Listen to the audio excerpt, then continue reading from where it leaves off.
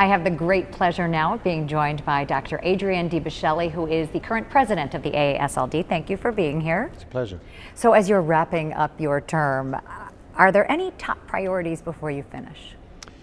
Well, we implemented a new strategic plan, and I think we have to plot that out and make sure that it actually comes to fruition.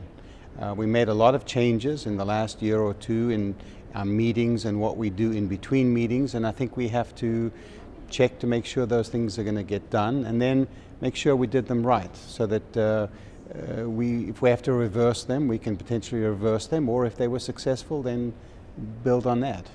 As you look back at some of those changes, can you talk about what your proudest accomplishments really have been?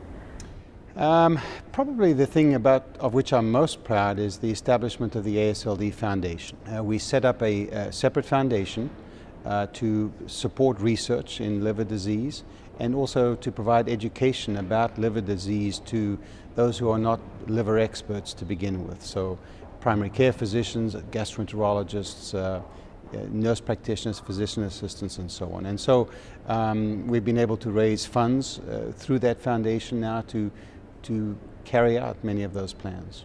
I imagine that those collaborations are good not only for the physicians but for the patients as well. Absolutely, and I think as the foundation moves forward, we will need to spread the word about liver disease. It's in the top 10 killers, but nobody really knows about that, and we have to make the general public aware. We have to provide support for patients out there, as well as for our members, our researchers, our liver doctors as well.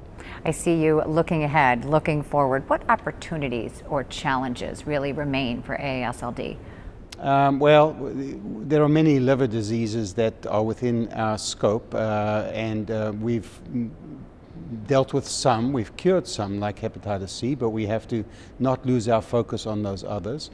And then with regard to hepatitis C, now that we have effective treatments, we have to think about how those treatments get deployed. How do we get them into the hands of the prescribing physicians, the patients who are going to get cured of their hepatitis C?